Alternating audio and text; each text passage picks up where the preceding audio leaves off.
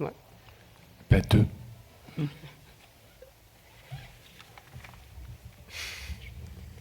Et là, ils ont improvisé une chorale et c'était très sympa. Et là, ils ont la régie et tout. C'est bien. Si je fais tout, c'est bon. Alors, vous inquiétez pas, j'ai été testée. Hein, tout va bien. Bon, mais ça veut rien dire. Vous pouvez être négatif un jour et 3 jours après positif. C'est pour ça que je comprends pas que les gens aient tous se faire tester parce que si on n'a pas de symptômes, Bah, non, j'en ai pas, mais dès qu'on tousse, les gens nous regardent. c'est compliqué.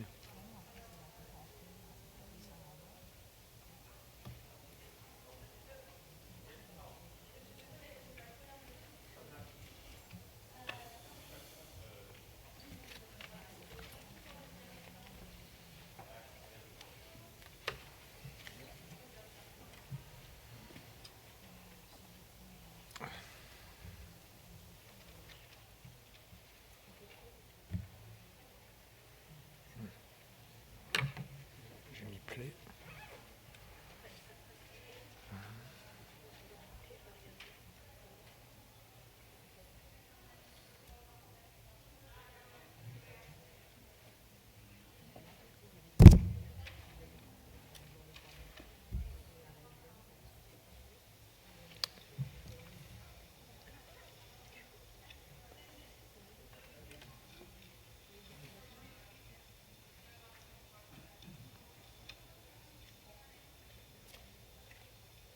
Ah oui, il y a un léger décalage dans le. Voilà, vous pouvez vous voir en direct. Ça, c'était il y a. Et ils mettent des filtres pour nous embêter. On a signé un droit à l'image. Je crois que vous abandonnez votre droit à l'image. Ah. Ils peuvent nous enlever les cernes. Oh, d'aussi loin, c'est. Je crois qu'on a Ils tous peuvent nous l'air. faire plus grands. Ce matin, il y avait un intervenant qui a dit, en parlant de bien immobilier, que 40 ans c'était jeune. Je suis content de vous l'entendre dire. Je me sens plus jeune après votre intervention. Donc là, on va être très jeune.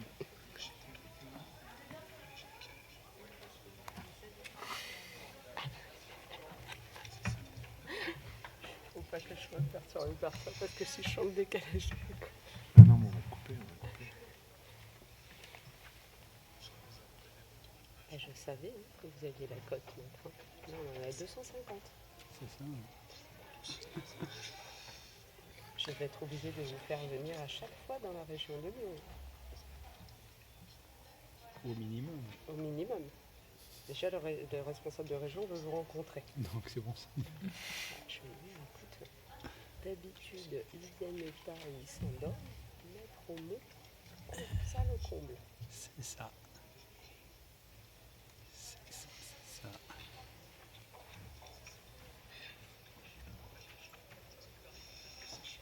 C'est ce que vous m'avez dit il y a 2 minutes. On va pas voir ça tout le temps quand même. Non, mais Faire un peu de son. Puis en plus, toutes les bêtises que je dis, elles sont enregistrées là-bas. Super. non, là c'est. Il n'y a pas de diffusion. Ah oui, Ça bah peut permettre. je plaisante heureusement.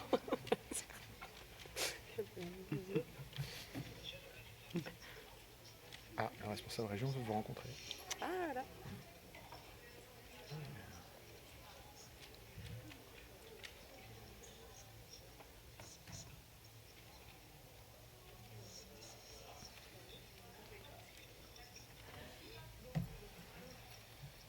Alors, normalement, on commence dans 1 minute.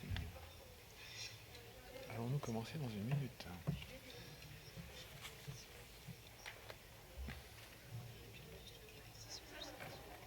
Vous êtes le maître du temps, hein. Vous nous dites s'il faut qu'on accélère.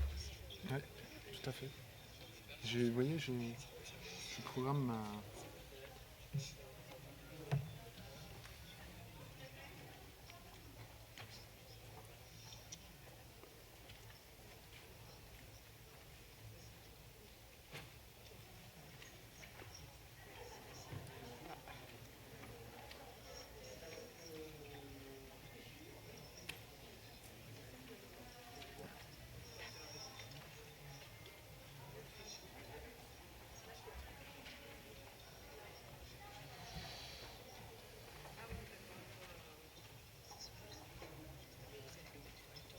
Oui, oui, j'ai déjà répondu à ça.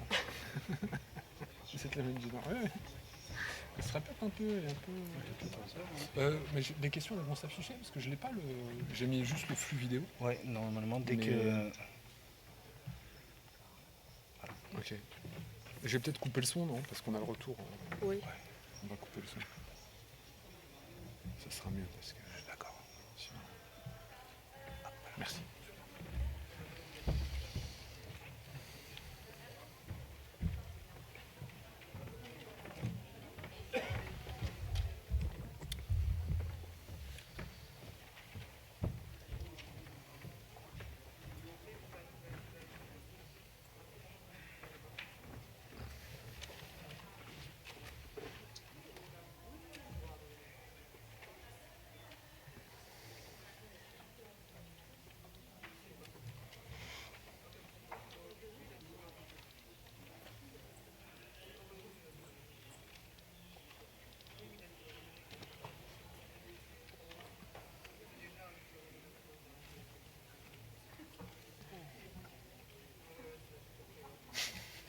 Il y a un fantôme derrière moi.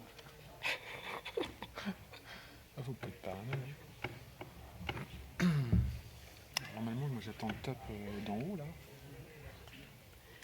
Tu sais, si on démarre avec 5 minutes de retard, c'est pas trop grave. Ce qui est pénible, c'est quand on les voit rentrer au fur et à mesure. Oui, puis là surtout ça Et fait du puis, bruit. c'est quand on les voit sortir en plein milieu de l'atelier. Oui, c'est aussi. Et puis dans un amphi comme ça, c'est tout de suite très compliqué. Dans une salle à plein, c'est pas trop gênant quand c'est quelqu'un qui est au fond. Ce qui est bien, c'est qu'avec le masque, s'il dort, on les voit moins. Alors moi j'ai vu quelqu'un qui s'endormait juste devant moi ce matin. J'ai regardé, puis Ah, c'est mortel. sur la fin, il s'est réveillé. J'ai récupéré. À moi, quand ça fait ça, il faut pas que je le voie. Il faut que je me fixe une autre personne. Alors, en général, j'ai un collègue dans la salle, à peu près toujours le même que je regarde. Qui est, Oui, il faut fixer un point. ouais, parce que sinon, Mais bon là, l'amphi, ça rend le. C'est pas comme dans une petite salle, ça rend les choses un peu plus. un peu plus solennel. Ouais. Je me demande toujours comment les profs arrivaient à me choper en train de discuter dans les amphis parce que. Mais moi aussi, c'est pareil. Je me suis toujours engueulée, voire virée. Je fais des études de droit, j'ai passé ma vie à être en prof.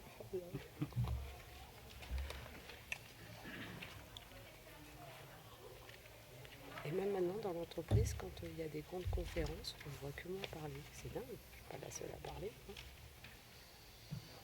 Ah, c'est notre collègue notaire, la dame qui descend, qui avait des questions. Oui, la meuf, Le stylo. Oula. Elle va nous les poser. Hein. Ah ben j'ai déjà répondu. C'est bien. Mais maintenant, je sais que vous êtes à mes côtés, que je pourrais compenser vous l'être. C'est ça. On va faire un binôme. Hein. Ah oui. M'envoyez pas les questions de fiscalité. Hein. Ça sert à rien. Je suis pas dans le schéma patrimonial. Puis en général, je leur propose de répondre même à la question. Qu'est-ce que vous en pensez? Quelle solution vous allez envisager? Voilà. Ça calme les autres. Personne.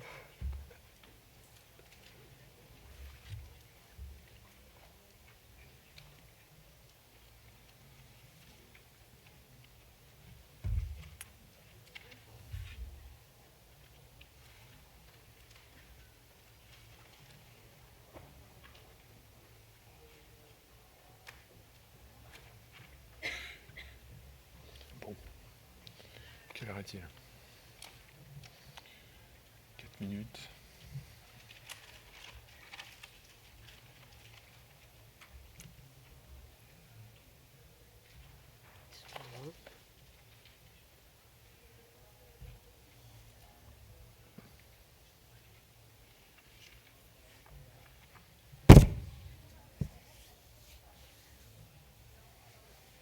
Bonjour à tous. Par égard aux personnes qui étaient là à l'heure, nous allons commencer cette table ronde dédiée à la protection du conjoint du chef d'entreprise. Je suis Gilles Petit. J'ai le plaisir d'accueillir pour cette table ronde Charlotte Audibert, qui est responsable accompagnement des réseaux chez Covea, et puis Frédéric Aumont, qui est notaire et président de la Chambre des notaires du Rhône.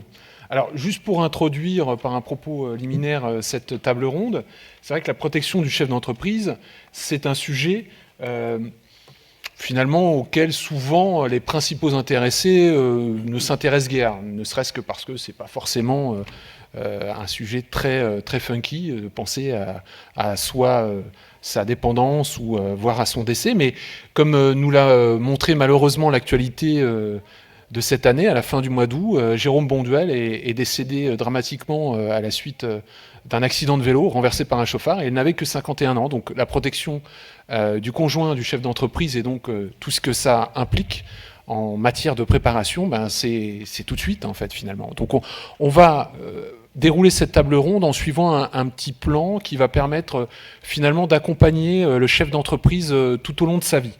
Donc on va commencer sur finalement les conditions juridiques de la protection du conjoint. Et je vais me tourner tout de suite vers l'homme de la matière, c'est-à-dire le notaire Frédéric Aumont. Et qu'est-ce que vous pouvez nous dire justement sur, au départ, quand on se met avec quelqu'un qui est chef d'entreprise, comment ça se passe? Qu'est-ce qu'il faut faire? Qu'est-ce qu'il faudrait faire? Et quels sont un petit peu les statuts qui peuvent être protecteurs, ceux qui le sont moins, au sein d'un couple, d'un ménage? Bonjour à toutes, bonjour à tous. Merci de participer en effet et d'être présent à ce patrimonia. Alors en effet, chez nos clients chefs d'entreprise, et vous le savez tous, pour accompagner des clients dirigeants, l'entreprise c'est 80-90% du patrimoine. À côté, il y a une résidence principale, souvent avec de la dette, peut-être une résidence secondaire, quelques actifs, mais pas grand-chose. Donc c'est vrai que la protection du conjoint passe nécessairement par des dispositions particulières compte tenu de cet outil qu'est l'entreprise, et qui ne se gère pas comme un immeuble ou comme un portefeuille titre ou comme un contrat d'assurance vie. Donc c'est vrai qu'il faut un raisonnement un petit peu particulier lié à cet outil qu'est l'entreprise, en se disant que protéger le conjoint, est-ce que c'est lui donner des pouvoirs sur l'entreprise ou est-ce que c'est lui donner la capacité peut-être de vendre l'entreprise ou de déléguer peut-être des pouvoirs à quelqu'un qui va être en mesure de gérer l'entreprise? Alors c'est vrai que quand on parle de conjoint, aujourd'hui c'est assez vaste. Il y a principalement 3 formes de conjugalité. Il y a l'union libre, il y a le pax et il y a le mariage. L'union libre, comme son nom l'indique, c'est une union qui est libre, qui est une union de fait, qui n'est pas réglementée par le Code civil. Il n'y a donc pas de statut particulier. Donc si je vis en union libre en étant chef d'entreprise, demain il m'arrive quelque chose, mon partenaire, mon concubin, n'a aucun droit sur mon entreprise si je n'ai pris aucune disposition. Donc il faut avoir présent à l'esprit que mon partenaire, mon concubin, dans le cadre d'une union libre, ne prétendent à aucun droit sur l'entreprise. Ce sont mes héritiers. Mes héritiers, ce sont mes enfants, mes parents si je n'ai pas d'enfants, éventuellement mes frères et sœurs, qui vont récupérer l'entreprise. Donc est-ce que c'est satisfaisant ou pas?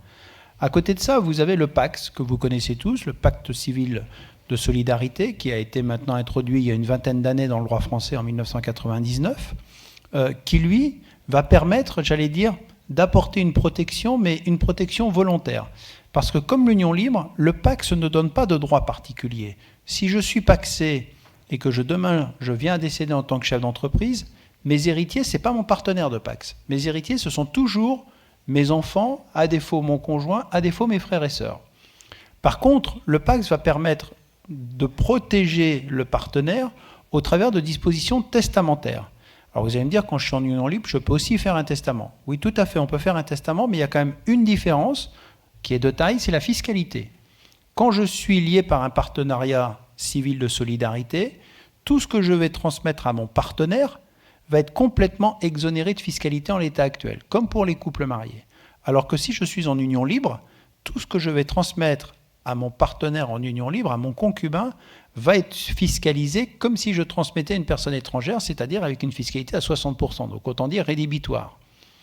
Et puis, il y a un troisième mode de conjugalité que vous connaissez tous, qui est le mariage, qui est aujourd'hui le mode, entre guillemets, le plus élaboré d'un point de vue juridique, avec un vrai statut pour le conjoint survivant.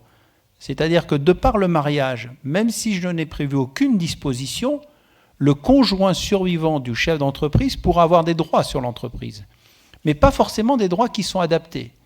Et donc l'avantage aussi du régime matrimonial, du mariage, c'est que je vais pouvoir aménager ce régime matrimonial pour mettre en place des règles véritablement sur mesure, règle que je ne retrouve pas ni dans l'Union libre, ni dans le PACS. Et là, ça va vraiment me permettre d'avoir un raisonnement au cas par cas par rapport à l'objectif que j'aurai sur mon entreprise si demain il m'arrive quelque chose. Très bien. Est-ce que, justement, par exemple, dans le régime de la communauté, il y a des choses qu'il faut savoir en particulier? Est-ce qu'il y a des clauses particulières qu'on peut mettre en place, justement? Alors, en effet, on va dire il y a 2 grands régimes en France, communautaires ou séparatistes. Et on a quand même un certain nombre de clients chefs d'entreprise qui sont mariés en régime de communauté et dont l'entreprise a été créée au cours du mariage, donc ça veut dire que l'entreprise est commune. Et au même titre que tout chef d'entreprise devrait avoir une assurance prévoyance, et on va en parler, avec de la prévoyance homme-clé ou de l'assurance décès ou un capital pour assurer, j'allais dire peut-être, le devenir financier de sa famille, tout chef d'entreprise qui est marié sous un régime de communauté et dont l'entreprise dépend de cette communauté devrait avoir ce qu'on appelle une clause de préciput dans le cadre d'un aménagement de son régime. Je vais vous expliquer très simplement ce qu'est la clause de préciput. La clause de préciput, c'est la possibilité pour le conjoint survivant en cas de décès d'un des 2 époux de prélever par priorité un actif. Et on va prendre l'exemple de l'entreprise puisque c'est notre sujet de cet après-midi. Je suis chef d'entreprise marié en régime de communauté. Demain, mon conjoint décède accidentellement.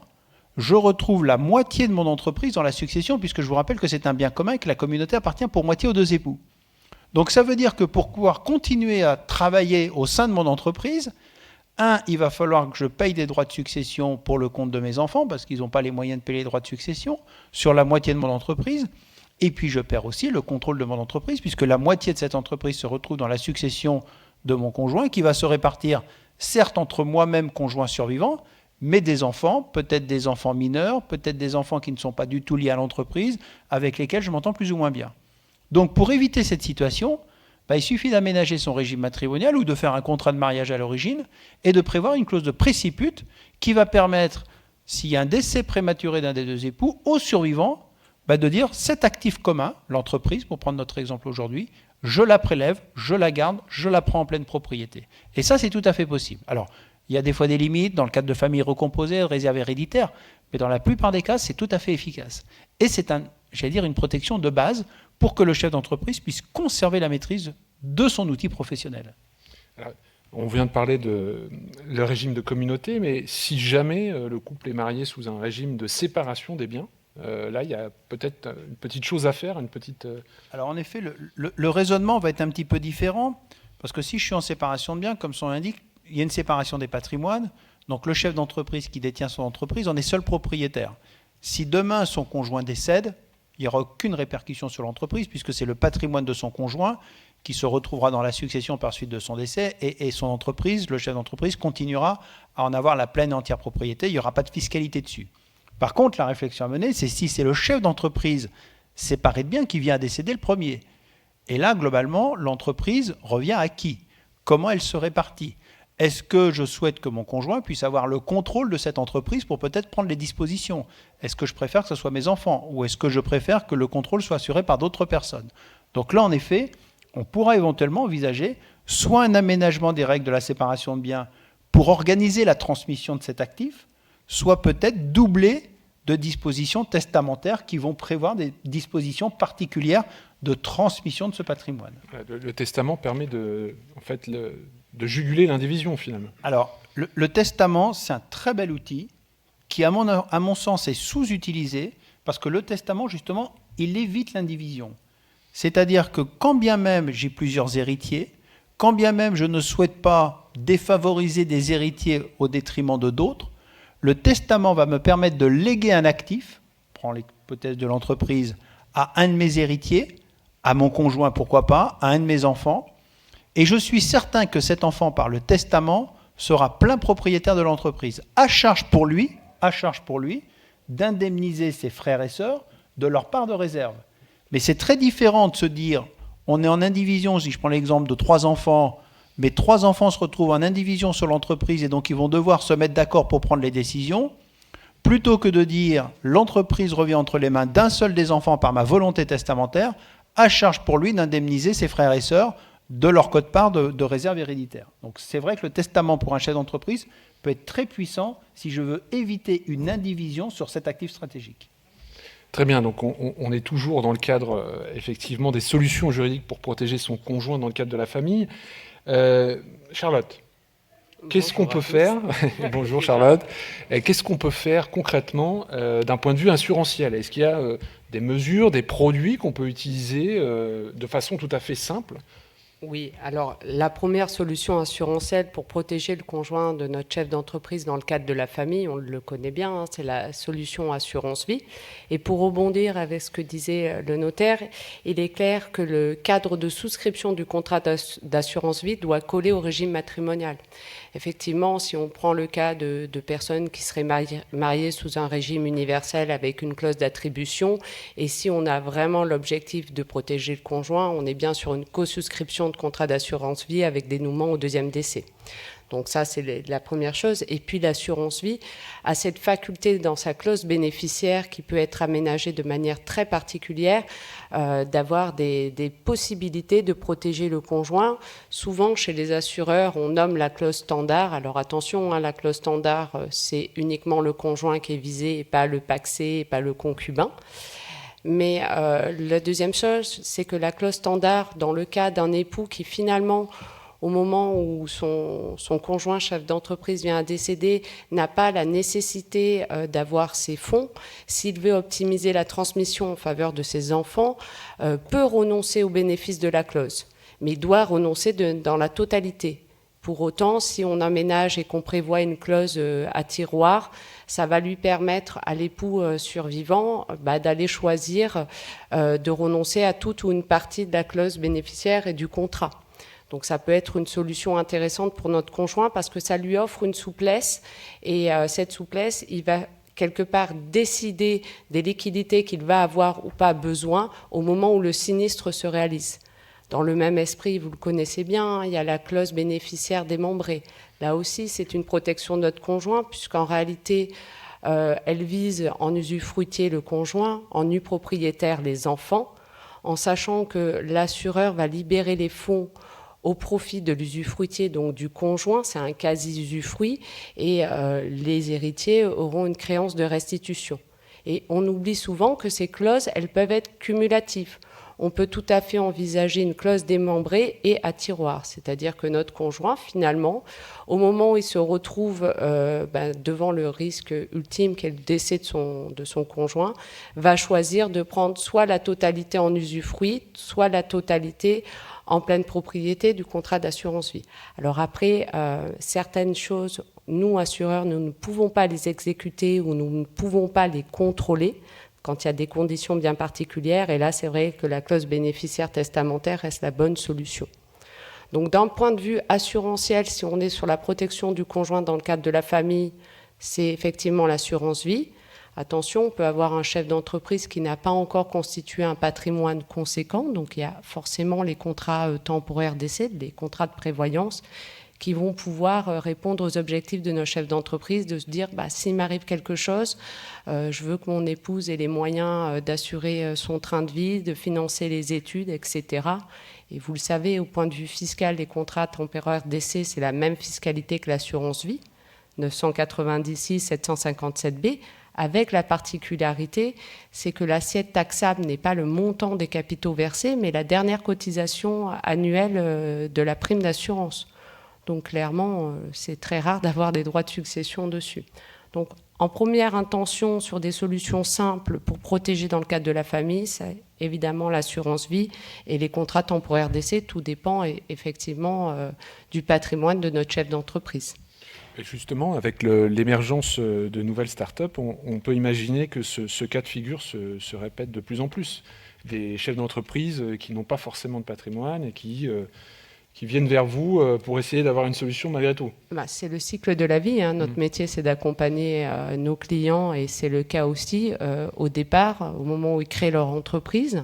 Donc on peut se dire que quand il constitue un patrimoine, il n'est pas forcément une capacité en termes de liquidité. Et pour autant, les contrats de prévoyance ont cet intérêt-là, effectivement.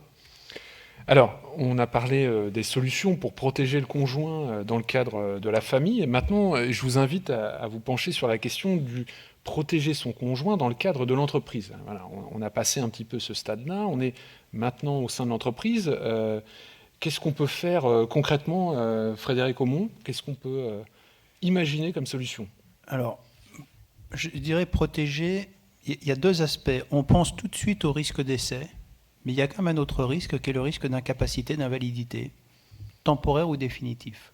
Et malheureusement, on le vit, on a des chefs d'entreprise qui peuvent avoir un accident de la vie, un AVC, un accident de la route, qui ne sont pas décédés, qui sont temporairement indisponibles. Et là, se pose la question de la protection de la famille, de la protection du conjoint par rapport à une entreprise où très souvent, on le sait, ce dirigeant est seul décisionnaire, il a seul la signature, il est seul gérant, seul président. Donc là, il y a déjà une première réflexion à mener, c'est de se dire si demain il y a ce risque d'incapacité, d'invalidité, d'accident de la vie malheureux du chef d'entreprise, comment il protège sa famille et comment l'entreprise, qui est la source principale de revenus, continue à tourner et qui prend les décisions. Donc là, il y a déjà une première réflexion, parce que là, quelque part, le régime matrimonial ne va pas y faire grand-chose, puisqu'il n'y a pas de décès, il n'y a pas de transmission. Donc il y a des outils qui sont un petit peu prévus par défaut, et notamment, sachez que le conjoint, en effet, est par défaut celui qui peut être amené à prendre la main sur l'entreprise après une décision du juge. Mais il faudra en tout état de cause aller voir le juge, et puis il faudra que le conjoint ait la capacité à prendre la main sur l'entreprise, peut-être en se faisant nommer gérant temporairement, peut-être en ayant le pouvoir de gérer ce patrimoine, de prendre des décisions en tant qu'actionnaire représentant son mari incapable ou son conjoint incapable.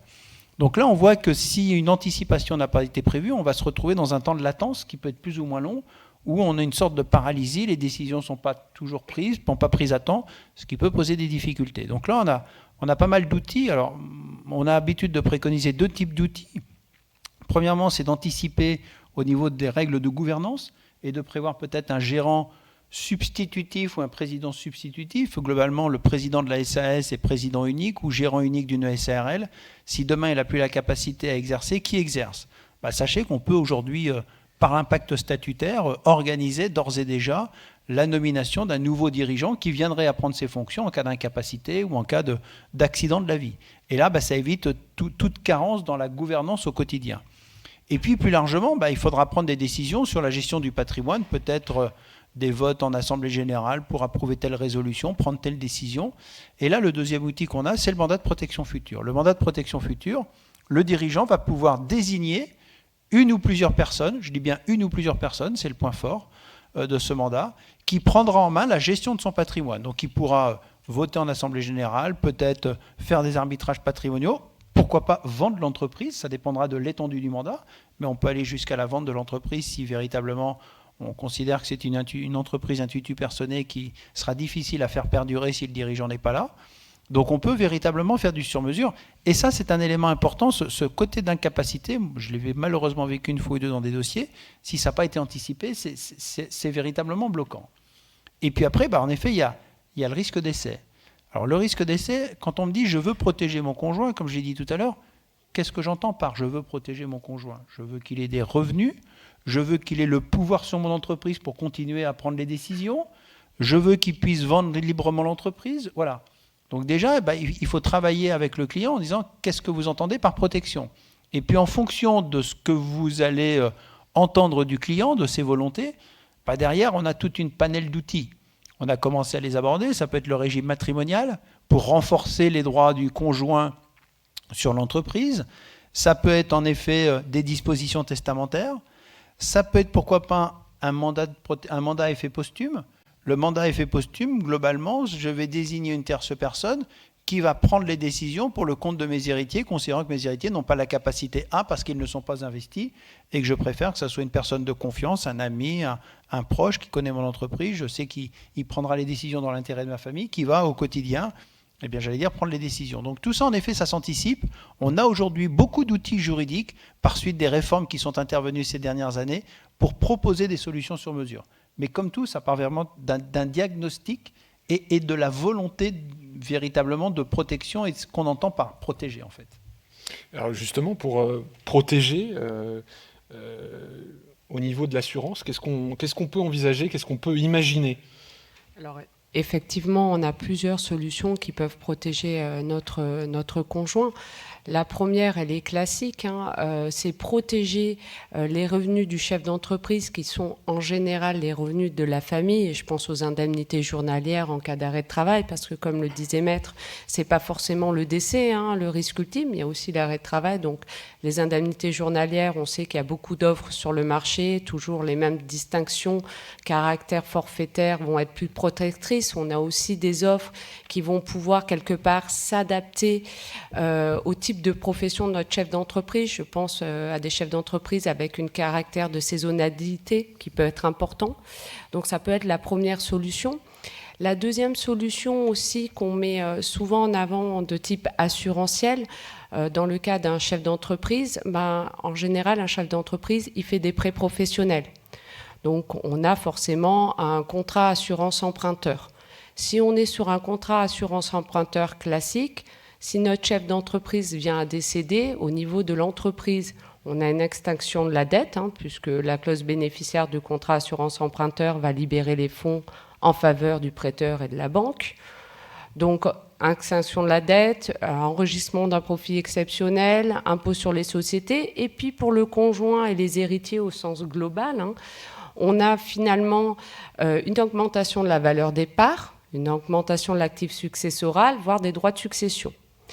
La solution qui peut être envisagée pour un prêt professionnel, c'est un contrat assurance emprunteur avec une clause séquestre.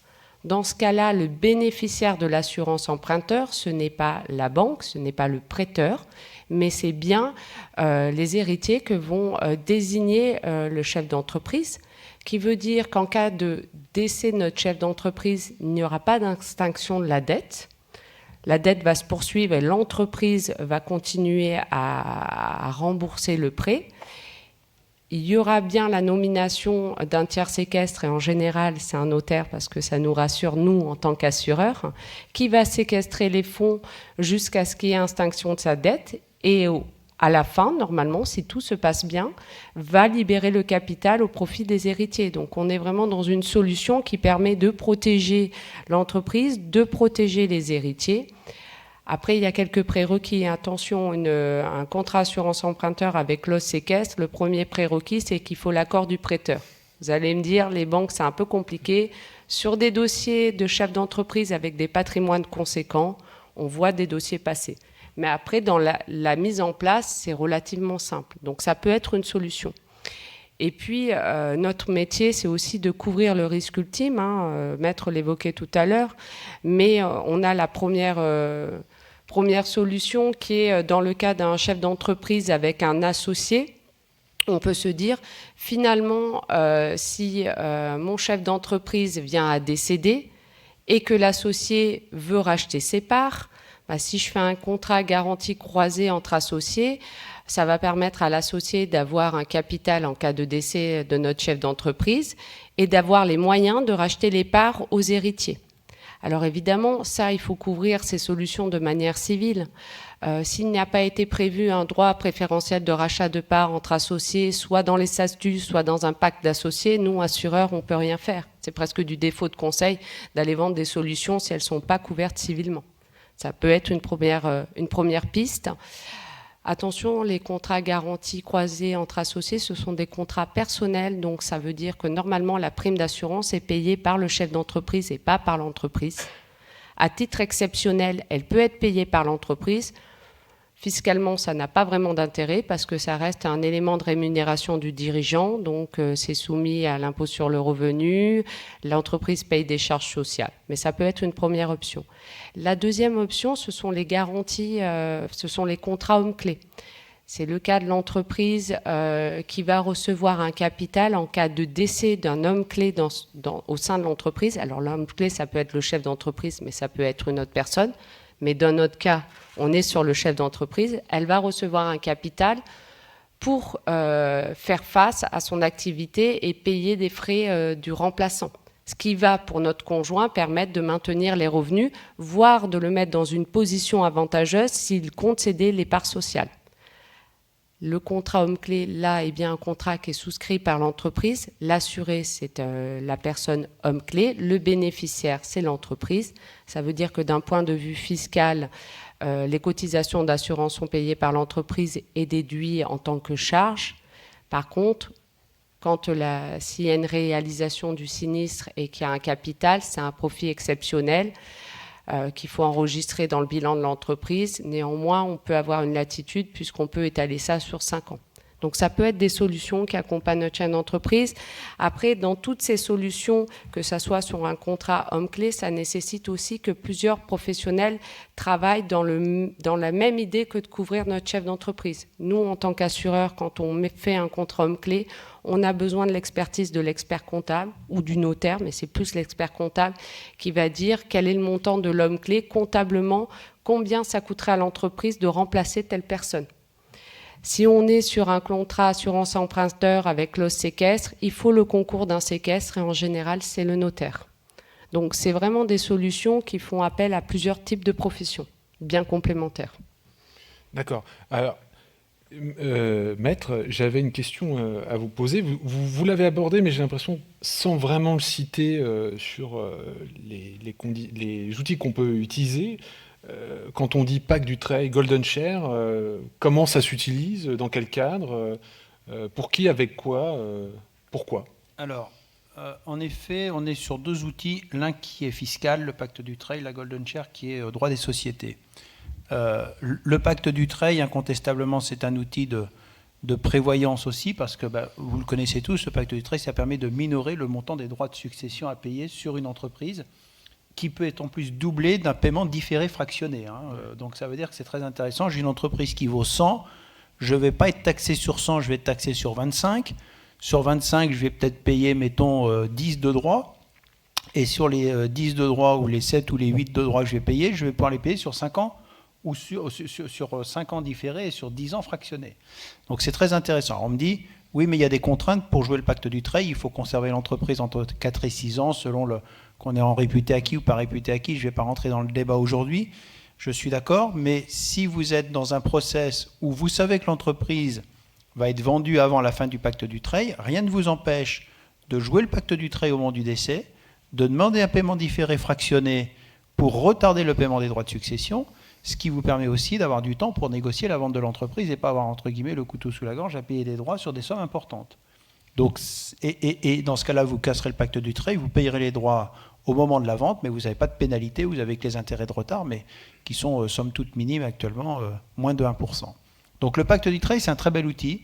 Et là, comme je disais tout à l'heure, si d'un point de vue civil, tous les chefs d'entreprise mariés sous un régime de communauté doivent avoir une clause de préciput dans leur contrat de mariage, j'allais dire tous les chefs d'entreprise doivent avoir un Pacte du Trade en bonne et due forme. Le coût, c'est 125 € d'enregistrement plus quelques honoraires de rédaction. Je pense qu'il n'y a même pas de question à se poser. Quand on sait les enjeux qu'il peut y avoir, c'est indispensable. Alors après, vous abordez un autre sujet qui est la Golden Share. Alors la Golden Share, c'est quoi si on parle français? C'est ce qu'on appelle une action de préférence. Une action de préférence au sein du droit des sociétés, c'est la possibilité d'avoir une action qui va vous donner des droits particuliers. Vous savez que le principe, c'est qu'une action donne droit à un vote et à un dividende. Vous pouvez tout à fait avoir, dans le droit des sociétés, que ce soit une société commerciale type SS ou même une société civile, ce qu'on appelle des actions privilégiées ou des Golden Shares. C'est-à-dire que globalement, vous allez avoir une action où vous allez avoir un paquet d'actions qui vont vous donner des droits particuliers, et notamment des droits renforcés. Et l'idée, c'est quoi? C'est de dire, par exemple, sur un certain nombre de prises de décision, je souhaite, par exemple, que mon conjoint puisse avoir un droit de veto et puisse s'opposer à tel ou tel type de décision. Eh bien, vous allez tout à fait pouvoir aménager votre pacte statutaire, et quand bien même votre conjoint ne serait pas majoritaire ou serait même très minoritaire, avec une ou quelques actions, vous allez pouvoir prévoir qu'en cas de décès, l'action que vous aviez se transforme en action préférentielle, transmise à votre conjoint, qui va lui permettre d'avoir un droit de veto ou, en sens inverse, de prendre des décisions. Je prends l'hypothèse, par exemple, d'une société holding dans laquelle le conjoint n'a pas forcément la majorité. Par le principe de la Golden Share, vous pouvez faire en sorte que ce soit le conjoint qui soit majoritaire pour prendre les décisions au sein de la holding. Ça veut dire que ça va vous permettre à la fois de transmettre le capital de cette holding à vos héritiers, en respectant la réserve héréditaire, mais de prévoir que le conjoint survivant, s'il n'est pas majoritaire, aura quand même un droit de veto sur un certain nombre de décisions ou, en sens inverse, pourra prendre seul les décisions, il pourra avoir une action, et cette action, elle sera, j'allais dire, décisive pour prendre la décision, parce que sans la validation de cette action, la décision ne peut pas être prise. C'est ça la Golden Share. Et ça, c'est très puissant. On le met en place principalement soit dans des SAS, soit dans des sociétés civiles, pour véritablement dissocier la prise de décision de la détention du capital. Très bien, je crois que c'était important justement de préciser un peu ce point-là. Alors, on a vu la protection du conjoint dans le cadre de la famille, dans le cadre de l'entreprise, et puis il arrive à un moment dans la vie d'une entreprise où celle-ci est cédée. Alors, que se passe-t-il au moment où justement l'entreprise est cédée? Comment on peut protéger son conjoint au moment de la cession de l'entreprise? Je vais encore faire appel à vous, maître. On va commencer par vous. Qu'est-ce qu'on peut faire concrètement? Alors, c'est vrai que la cession de l'entreprise, c'est très souvent l'occasion de remettre un peu à plat une stratégie patrimoniale qu'on a eue à un moment donné, et en effet de se poser deux questions. Demain, je cède mon entreprise, à la place des titres, je vais me retrouver avec de l'argent. Globalement, s'il m'arrive quelque chose, comment je protège mon conjoint et comment j'organise la transmission au profit de mes enfants? Ce sont principalement les deux questions auxquelles on est confronté à l'occasion de la vente d'une entreprise. Alors, notre sujet d'aujourd'hui, c'est la protection du conjoint. J'allais dire, la protection du conjoint à l'occasion de la cession d'une entreprise, elle va passer par, on va dire, 2 voire 3 outils. Les 2 premiers outils, vous les connaissez, c'est ce qu'on appelle la donation avant cession. Si je suis marié en régime de séparation de biens, que je détiens, pour faire simple, 100% de mon entreprise, que je vais vendre demain, vous savez que peu ou prou, je vais avoir une fiscalité à 30%, c'est de PFU sur la plus-value. Si demain je dis, suite à la vente de mon entreprise que j'ai vendu 100, j'en récupère 70, et sur les 70, je veux en affecter une partie à mon conjoint, vous aurez la possibilité de le faire par le biais d'une donation. Mais comme vous savez, dans la chronologie, il vaudra mieux faire une donation dans un premier temps. Le conjoint récupère les titres pour 100, il est 20%, je n'ai pas de fiscalité, j'ai payé les droits de donation, mais comme je les aurais payés si j'avais fait la donation post-cession. Donc la première stratégie qu'on connaît, c'est de faire une donation, et on le voit assez régulièrement que des chefs d'entreprise mariés sous un régime de séparation de biens donnent une partie de leur titre avant la cession à leurs enfants, mais également au conjoint pour le doter d'un capital qui lui permettra d'assurer, comme on dit, le 4e, le 5e âge, la dépendance, etc. Donc ça, c'est la première grande piste. La deuxième grande piste, on en a un petit peu parlé, toujours pareil, c'est l'aménagement du régime matrimonial. Je reprends mon exemple d'un chef d'entreprise marié en séparation de biens. Demain, il vend son entreprise, le prix de vente lui est personnel. On peut tout à fait envisager que ce chef d'entreprise aménage son régime matrimonial, peut-être en restant en séparation de biens, mais en adjoignant une société d'acquet, c'est-à-dire une mini-communauté, dans laquelle il va affecter une partie du produit de cession. Et il peut très bien dire que, n'importe quoi, 20%, 30% du produit de cession ira dans cette société d'acquet. Il n'y a aucune fiscalité. Alors, il y a la fiscalité de la cession de l'entreprise, mais je veux dire, le fait de passer en régime de société d'acquet avec un apport de titre ou un apport de cash n'engendre pas de fiscalité. J'ai une partie des liquidités qui appartiennent à cette société d'acquet, à cette communauté, et on en parlera tout à l'heure. Je peux faire de l'assurance vie, de la co-souscription, dénouement premier décès, dénouement deuxième décès, un contre au nom de monsieur, un contre au nom de madame, parce que les fonds sont communs. Donc là, je peux véritablement faire de la protection sur mesure de mon conjoint à l'occasion de la vente de mon entreprise par cet aménagement de régime.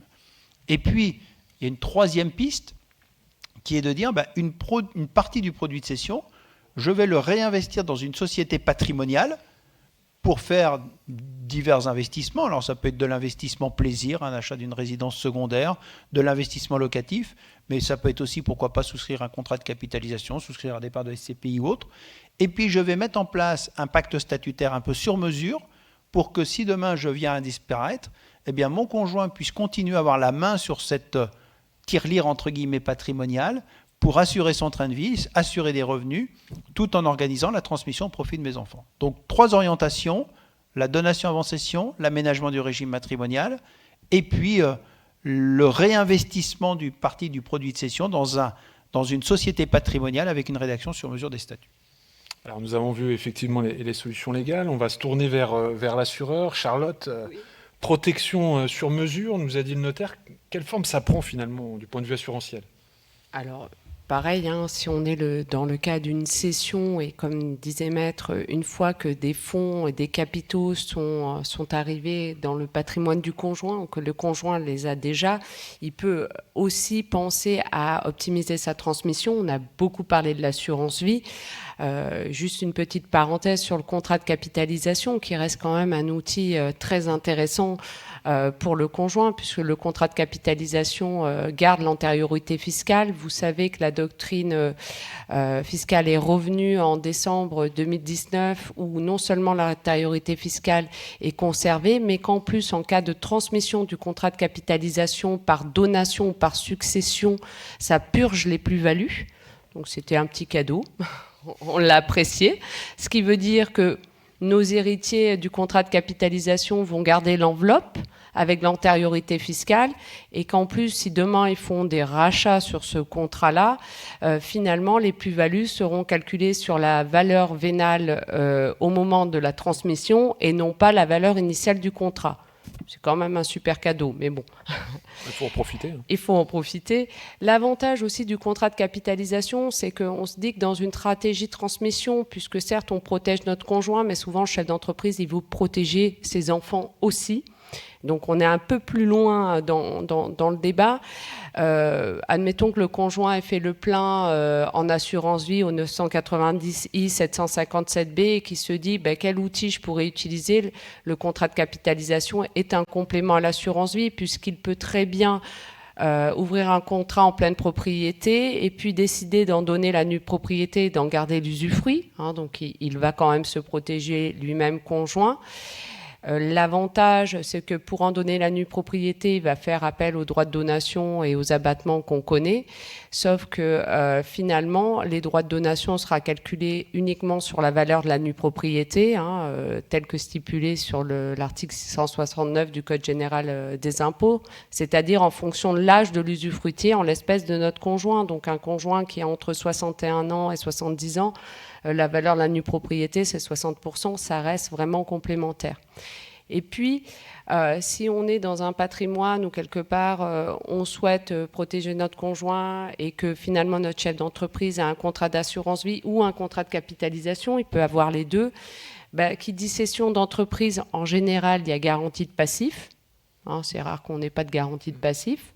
Le nantissement du contrat d'assurance vie ou du contrat de capitalisation est une réponse à la garantie de passif qui est peu onéreuse et qui est très facile à mettre en place. Puisque finalement, on va bloquer le montant de la garantie de passif sur un contrat d'assurance vie ou de capitalisation. Donc c'est super, l'argent travaille. Un tiers séquestre est nommé. Et je me retourne vers maître, mais en général, c'est les notaires, parce que nous, les assureurs, c'est plus confort. Il aura pour mission de séquestrer les fonds en cas d'actionnement de la garantie de passif ou en cas de décès de notre chef d'entreprise, ce qui permet quand même au conjoint d'avoir aucun autre bien à garantir. Et la boucle est à nouveau sur l'assurance vie, mais finalement, ça remplit les deux objectifs. C'est je réponds à ma garantie de passif et en même temps, j'ai ouvert une structure qui va pouvoir être opérationnelle pour protéger mon conjoint.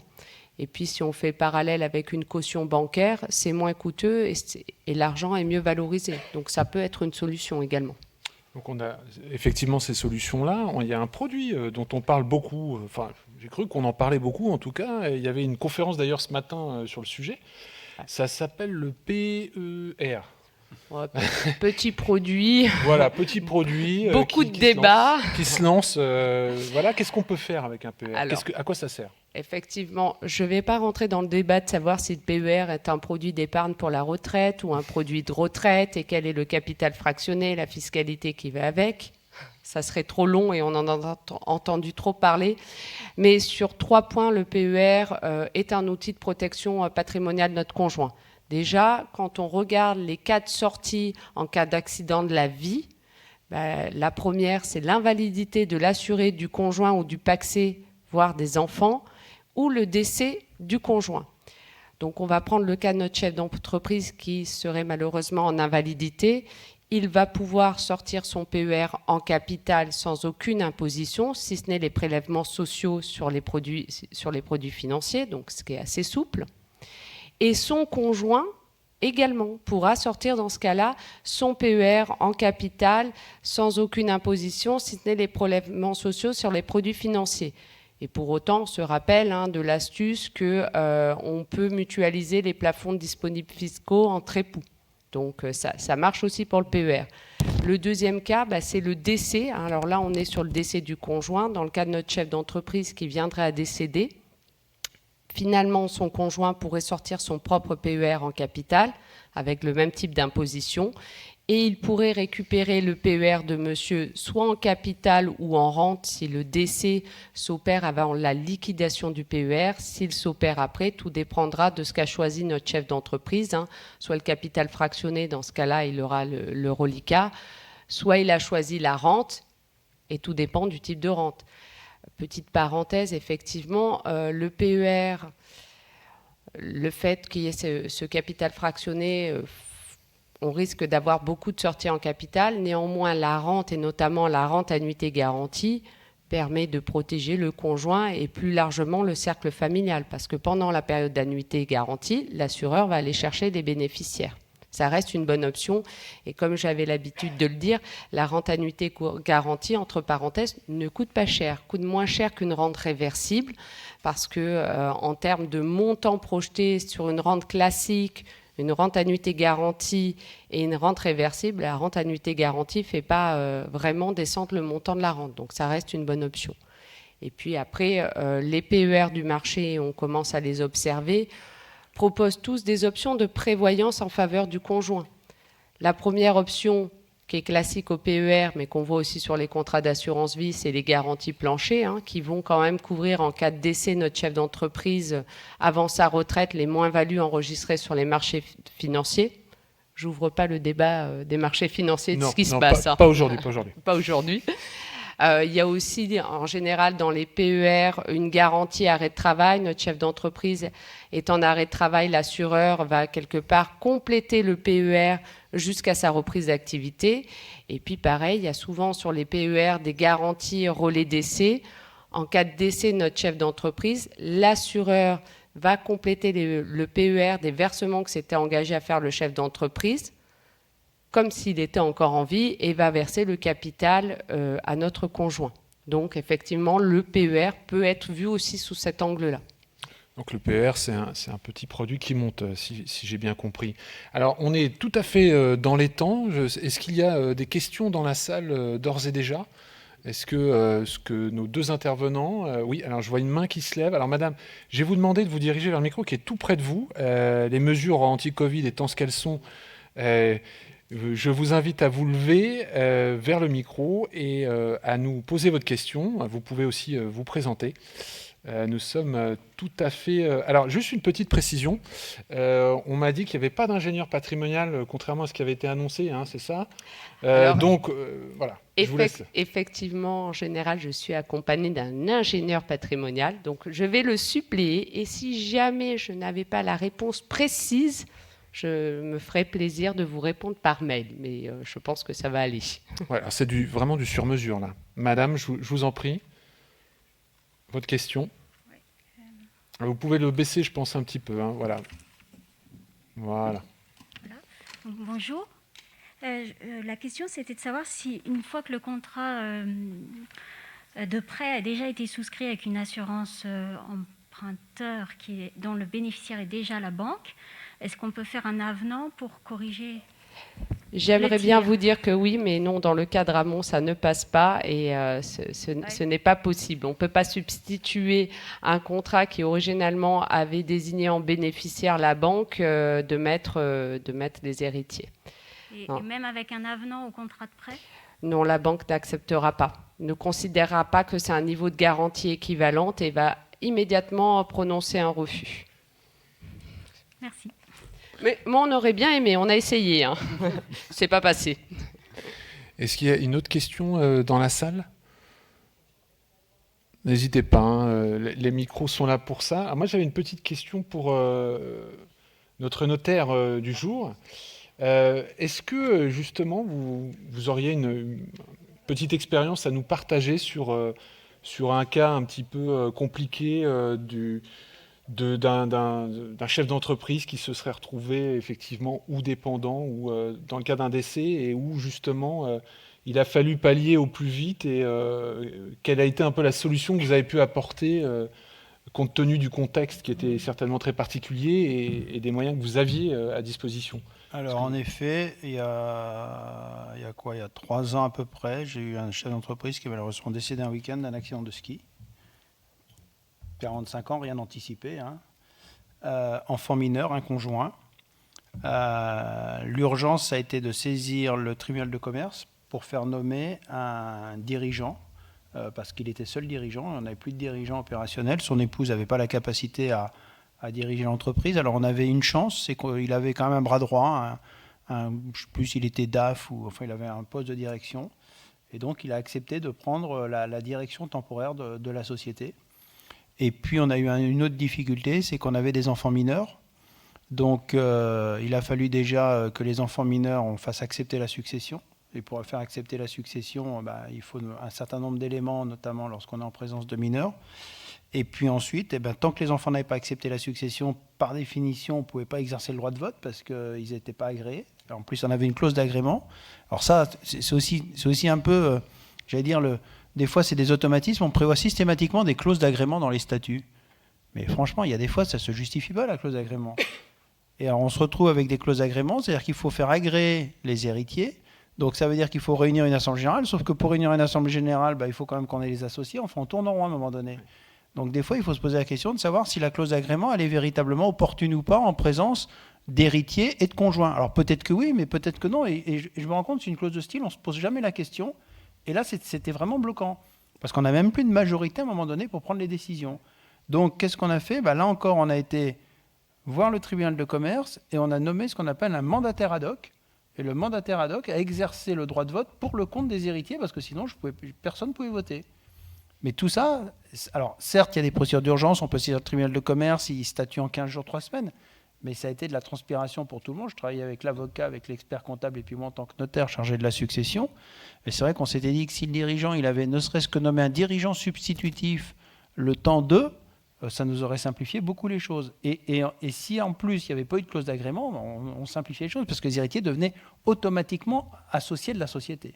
Donc voilà, c'est des exemples très courants, très simples, où malheureusement, on a passé beaucoup de temps sur ce dossier, alors que si les choses avaient été un tout petit peu anticipées, ça ne se serait pas passé de cette façon-là, et ça aurait été beaucoup plus fluide. D'où l'importance d'être finalement très bien conseillé et d'avoir son conseiller en gestion de patrimoine qui puisse justement au moins sensibiliser le chef d'entreprise à ce type de problématique. Alors, j'allais dire, il faut être conseillé, c'est évident, il faut accompagner son client, puis si vous êtes là, c'est pour ça. Puis après, il faut aussi que le client il ait envie d'avancer, parce que moi, des fois, j'ai des clients chefs d'entreprise, je leur dis, mais si demain il vous arrive quelque chose, qui va prendre en main l'entreprise ? Blanc ? Pas mon conjoint, mes enfants, ils sont jeunes, ou ils ont 23, 24 ans, ou ils habitent à l'opposé. Et des fois, ils ont du mal à se projeter sur qui pourrait demain, ne serait-ce que quelques semaines ou quelques mois, prendre la direction de l'entreprise. Et ça, c'est un problème très pratique. Alors après, en les faisant discuter, on arrive à trouver des personnes dans l'entourage. On arrive très souvent, moi, ce que je fais, et quand ils n'ont pas une personne, parce que c'est pas simple, demain vous n'êtes plus là, qui ? Je leur dis, dans ce cas-là, est-ce que vous avez un collège de personnes en qui vous avez confiance, qui eux prendront la décision le moment venu ? Et ce qu'on peut faire, c'est qu'on peut nommer un collège de personnes. Ça peut comprendre le conjoint, ça peut comprendre les enfants, ça peut comprendre des amis, ça peut comprendre pourquoi pas l'expert comptable, le conseiller en gestion de patrimoine, l'avocat. Et c'est ce qu'on appelle ce comité ad hoc qui se réunira en cas de décès ou d'incapacité du dirigeant et qui prendra la décision de nommer un nouveau dirigeant le temps d'eux. Ça veut dire que quelque part, ça décharge le dirigeant de trouver tout de suite une personne qu'il n'a pas dans son entourage. Et il sait que si l'événement se produit, ces 5 personnes qui sont des personnes, quand je dis 5, c'est un exemple, ça peut être 3, ça peut être 7, ces personnes-là sont des personnes de confiance et il sait qu'elles prendront la bonne décision pour l'avenir de l'entreprise et pour la famille.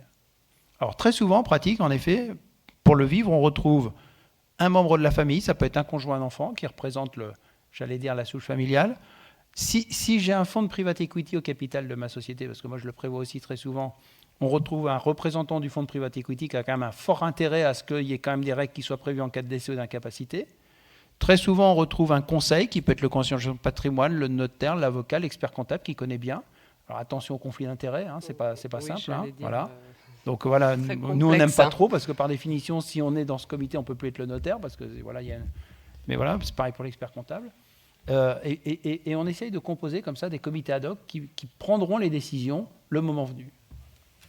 D'accord. Charlotte, vous, votre expérience, est-ce que vous avez une expérience à nous partager là en quelques minutes sur justement un cas un petit peu difficile, une situation où en tout cas il a fallu... Alors, c'est compliqué parce qu'on a beaucoup de retours en tant qu'assureur, mais c'est des règles simples. C'est-à-dire que déjà, les clauses bénéficiaires, des fois, c'est une vraie problématique parce qu'elles sont mal montées, parce que c'est mal écrit. Donc ça, c'est la règle de base, les clauses bénéficiaires en contrat d'assurance vie. Faites-vous aider par les... Il y a des services chez tous les assureurs, des services d'ingénierie qui font ça tout le temps, qui sont capables de bien regarder, d'écouter ce que souhaitent les volontés de votre client et de bien les retranscrire. Ça, c'est la première règle. Après, c'est vrai que dans le cas de transmission d'entreprise, on est beaucoup sur le mandat de protection future. Et je pense que c'est une option que vous avez évoquée qui est très, très importante. Parce que nous, en tant qu'assureur, on est un petit peu toujours embêté quand rien n'est désigné, rien n'est fait. Et ça nous bloque aussi. On est souvent... on ne peut pas libérer les fonds. Enfin, c'est très complexe. Mais effectivement... Pour moi, le seul bon conseil, c'est que quand on prend un dossier, et j'imagine, je me mets à votre place, quand vous avez un client en face de vous, chef d'entreprise, il y a forcément l'aspect psychologique, parce que personne n'a envie de se projeter sur sa mort, ni sur son décès, ni sur son invalidité.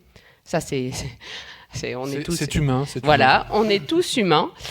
Et en même temps, si jamais on capte le pas de la projection, on se rend bien compte qu'il faut mettre plusieurs spécialistes autour de la table. Et je pense que votre métier, c'est d'orchestrer ces spécialistes, que ce soit le notaire, l'assureur, l'expert comptable. C'est ça. On ne peut pas être seul, on ne peut pas apporter une réponse unanime, quoi. Enfin, je veux dire, il faut un collège. Donc, je pense que c'est ça.